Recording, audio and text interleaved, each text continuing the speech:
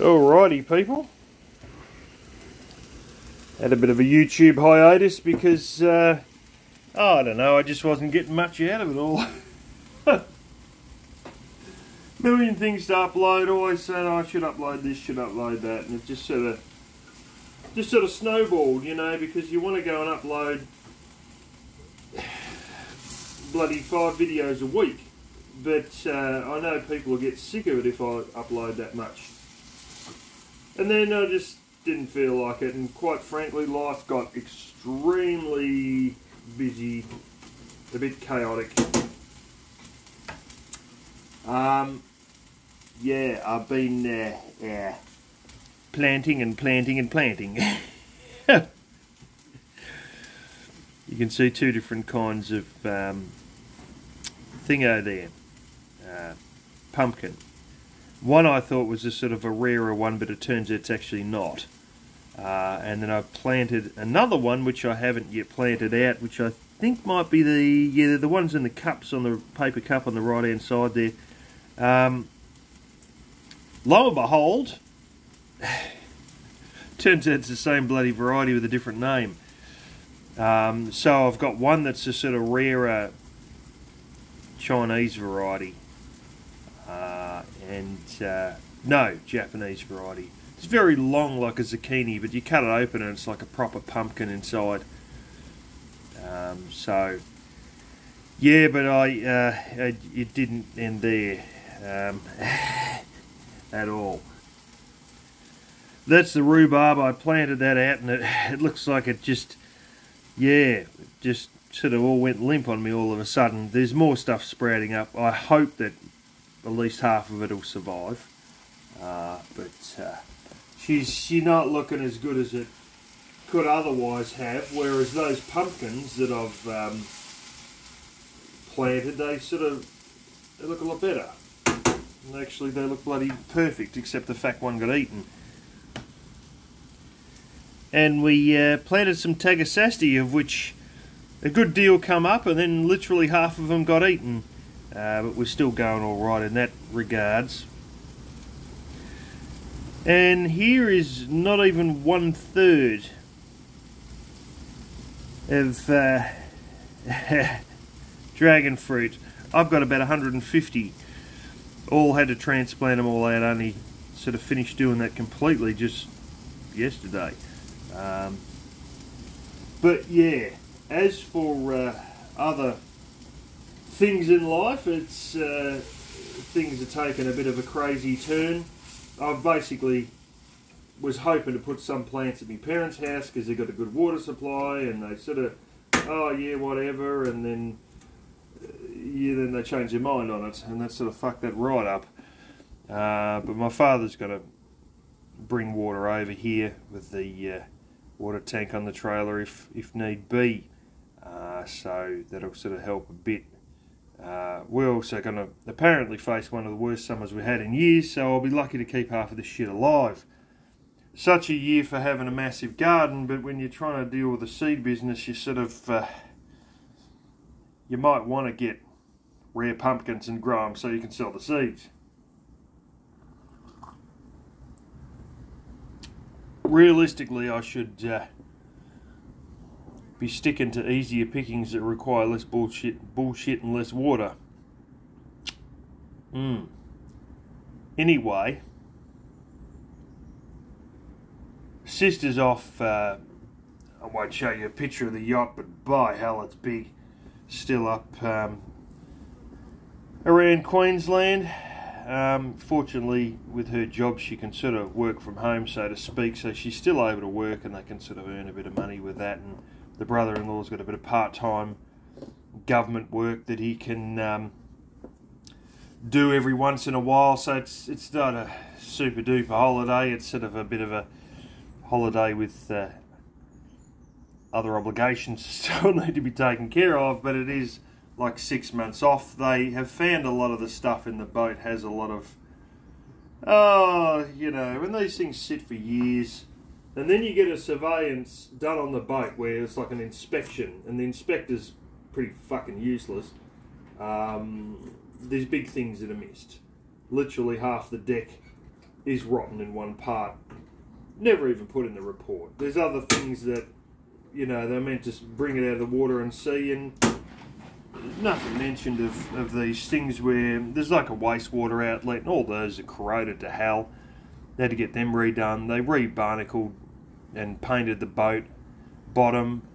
This all happened because one of the two propellers died in the arse, and they could only drive straight by having the rudder hard one way and then running one propeller, and it really was not the way it's meant to work, because they can only turn in one direction and drive straight with the propeller under extreme pressure. But yeah, she sent some photos and stuff of some of what they do and some of the islands they've been to, and holy hell, bloody hell. It's just like, it looks like friggin' Tonga or something, you know, the tropics, the white beaches, and the you know, there's parts there where you can see 8 meters into the water, like the water is so clear. They're sort of up, not so much Great Barrier Reef, but it's up in Queensland, and they've gone out to some of the areas that other people can only get boat tours out to because they've got an actual boat to go out there. And it's sort of pretty remarkable, the areas and islands and that they can trek to with this boat. A lot of the electricals were done wrong on it. I always got to give advice on all of that. Turns out the brother-in-law has a brother that's an electrician, so he gave him all the big ins and outs on it all, but it's all been, the cables are too thin for high amperage solar systems, and so they rectified a lot of that to find that the actual batteries are rat shit anyway, and I mean really freaking rat shit, the deep cycles on it.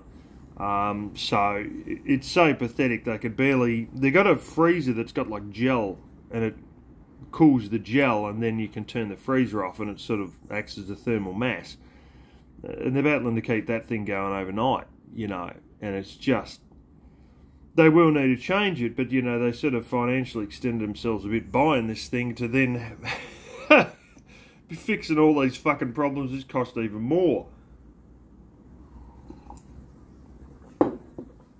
That's the thing when you buy these things, and they thought getting a surveyor to look at it would be good, and nah, guy was fucking missed a lot of obvious shit, and so much for that. Anyway, in other news, more related to bigger things than me, now that you've listened to a lot of less pointless stuff, we've had 2 deaths in the family. So I had a uncle who died unexpectedly at 68, and neighbour realised something was wrong, didn't ring the cops, rang the son, and the son and his wife come down, and yeah, he was done. So they're sort of keeping him in the chiller for 5 weeks. I've never heard of someone kept for so long, but they did an autopsy because he's only 68. He did have particular blood problem that was giving him something like anemia, but you know, we really got to see. He was the sort of guy who would shrug off going to the doctor as well, but was going to the doctor over this blood issue. But yeah, that's the end of that, unfortunately. Also, unfortunately, a cousin didn't see that much of him. He was adopted out. But we would see him every few years, and would you believe it, the last Christmas we had at the uncle's place, who's died, and for the first time in 3 years, 5 years, maybe more, since at least my grandparents died, it could have been less than that, I saw this cousin that's adopted out who also died. And yeah, I sort of had a good talk and all that, and yeah, it's just so strange that like both of them are dead now. And what happened with a cousin, he was in a motorbike accident. So he was a bit, yeah, wasn't great with driving cars, to put it lightly. and he never really felt confident with cars, but he realised that motorbikes were his thing. Unfortunately, when someone runs a red light, things can go very bad very quickly. 2 bleeds on the brain, 4 broken vertebrae. I think that was just in the neck alone. Both broken wrists, or both wrists broken. And he was put in an induced coma, and they said, well, you know, he might have slurred speech because this is going to cause brain damage with these brain bleeds. Where it's happening is the speech part of the brain. And then they said, well, actually, we're not seeing any movement. Usually we see little twitches of toes or fingers, even when they're in a coma. We're not seeing that. We fear that the broken vertebrae mean that he's basically going to be paraplegic. And then no time later it come down that, this is within a few days, it was, well, he's dying. And, this is like 3 days after they were saying, these things, and the doctor had said because he's got a sister, the doctor had said to the sister, well, there's always hope. And I said, oh, fuck. When they say that, that means they're fucked. I'm being a bit of a pessimist, but when you hear there's always hope, it means, if the doctor's fucking saying that, it means the doctor's given up. And if the doctor's given up, we're fucked. And, well, he was in palliative care within 3 days of saying that. And he died about a week after that. So yeah, he's died literally 1st of September. So yeah, bit of a humbling moment. We've had a couple of years like this before. 2010 was one of these chaotic years where my nan had a triple bypass, and 2 weeks later my uncle, whose house I now live in, died. In fact, now I have no more uncles. Yeah. And then we had the grandparents die within a few weeks of each other, and it's almost like, one has given up hope because the other one's gone. What am I doing here? And I think it was incredibly low amount of time. I think it was less than 2 weeks. And I know there's some complication when one partner dies less than 14 days or a month or something from the other partner. It throws another complication into the will, and that happened because they died so close to each other. So yeah, we sort of had a few years where we've had double tragedies in the space of a couple of weeks, and this is another one. And we're still here, so we continue to move on. Because let's face it, that's what they would have wanted us to do. We are obligated to continue on with our lives and recognise that an era has changed. And that's the way I see death. I don't sort of really grieve much. I sort of feel a bit down for a couple of hours, and that's about it usually. So yeah, it's, oh yeah, hallelujah, praise the Lord. I threw in that fucking job at that freezer warehouse. Fuck me, it was the most pathetic, bloody narcissistic joint. There was so much gaslighting going on, it was a wonder they kept anything frozen in there. Fuck me, it was the biggest place run on fear that I've ever fucking seen, honestly. Everything was broken shit. Anyway, I quit there, and I had to give a week's notice as a part of what I'd originally signed. Wouldn't you know it, I finished this Friday and I started a new job this Tuesday. I was hoping to have a couple of weeks off, but hey, there's money waving itself under my nose. Now, here's the real kicker. The cost of living has gone up with inflation. So inflation's occurred, that's, blasted up the cost of living. shortly thereafter, I knew that there was going to come a point where wages would catch up with the cost of living. And it's going to happen eventually. And I thought maybe 6 months-ish. Yeah, and guess what? We've now hit that tipping point. This job that I'm going to, the previous job I was at, a lot of Mondays you might only get a 6-hour night or a 4-hour night or something like that. And you just had these nights that were just dud nights, and they would keep saying, well, you know, you got to stick loyal to the company because the hours are going to improve, and they sort of did. You know, we got back to our 38 hours again and all that. Yeah, so lo and behold, the place I'm going into has pretty short times, but we're winding up to the the stock up of stores pre-summer and pre-Christmas.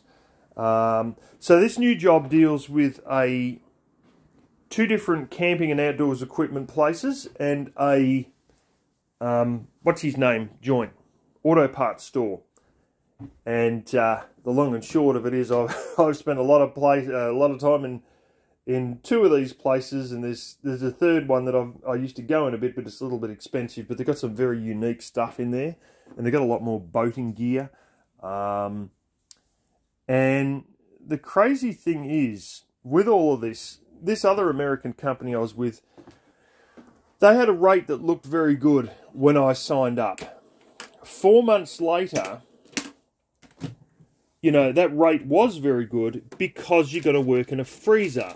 And that's considered a difficult working environment, being in minus 25 degrees Celsius or minus 19 Fahrenheit. So it paid better than everybody else was paying at the time. And the cost of living had gone up, but the wages hadn't. So then I got a job with bad working conditions, and that sort of alleviated, you know, it sort of made up for that point. And I was sort of getting a pretty good wage, to now go into this new joint to make another $3 an hour more, not in a freezer. So the long and short of it is, this bunch of turkeys at this American joint, they're trying to become the Amazon of frozen food. They're sort of, yeah, they're quickly going to go behind in the terms of wages, and they're going to have trouble finding people if you're getting paid more to be outside of a freezer than in theirs.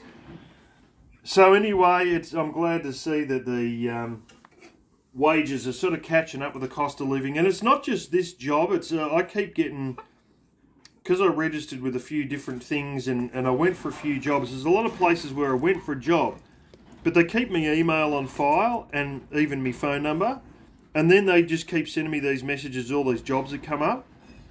And I'm realising that there's jobs that are literally 80 cents an hour less than the freezer job, that are just regular jobs driving forklifts in normal conditions. And what that's saying to me is they went from like bloody $5 an hour more than everyone else to only 80 cents an hour more than other places. And the place I'm going to now, yeah, it does have a better wage than a lot of other places, about $4 an hour more than other places. But having said that, I'm only $3 an hour ahead of this freezer joint. And if this freezer joint's only 80 cents an hour ahead of some of these other jobs that I keep getting emailed to me, they're going to be in a load of shit pretty quickly. Quite frankly, you know, that joint, talk about corporations that should just go away and die. Fucking hell, that place is one of them. It's just, yeah. One of the guys there, he barely spoke a word a lot of the time. He's a very quiet sort of a guy, but you could tell he was a very quiet and strong type, like the sort of type that was highly independent, you know, and didn't say anything much because he didn't have much to say. And he told me on the last night I was there that when the place was owned by another company, it was way better. And, you know, since this American company's bought it out, it's just turned to fucking shit. Another guy said there, well, you know, might see you around again, I said, in the wild world of warehousing. And he says, yeah, could do. He says, you never know, this place could get bought out by somebody else. And I get the feeling that a lot of people who are there for the money, and otherwise they couldn't give a fuck about the joint. And yeah, so that's that in a nutshell. But I'm glad that I've gone out and moved on. My parents are happy that I have left the place. And, you know, I'm looking now at where I was at that other place originally with all the restaurant equipment. And you can't fucking make this up. I'm on about $14 an hour more than I was when I was supervisor. I'm not fucking joking. To be exact, it's gone from $28.50 an hour to $41.50 an hour. You heard right, Americans. Yes, our dollar's only worth 2/3 of American dollar, but you just heard right. We get, you know, and things aren't as cheap here as well. Like, even when you do the conversion rate, you buy stuff in America at 2/3 or even half the price of what we do when we go to our sort of, you know, Walmart equivalents and whatnot. You know, you get stuff very cheap there, but we get well paid here. We get bloody well paid here. And this is how I save so much money. Yeah, a lot of busy times and busy stuff ahead. I've got so much gardening to still do. I've got to dig out all these damn weeds. I sort of wanted 2 weeks off between one job and the next. And they said, are you all right with this? And I said, yep, well, I'll take it. You know, because I realised it was such an incredible pay rate. I thought, I can't just pass this up. Friggin' hell no. Still, it's, you know, $4 an hour above what everyone else is paying. So we're going to have all our weekends blowing out doing gardening, digging out weeds and doing farm stuff. Last night in the dark, I planted strawberries that I've been hanging on to for quite a while.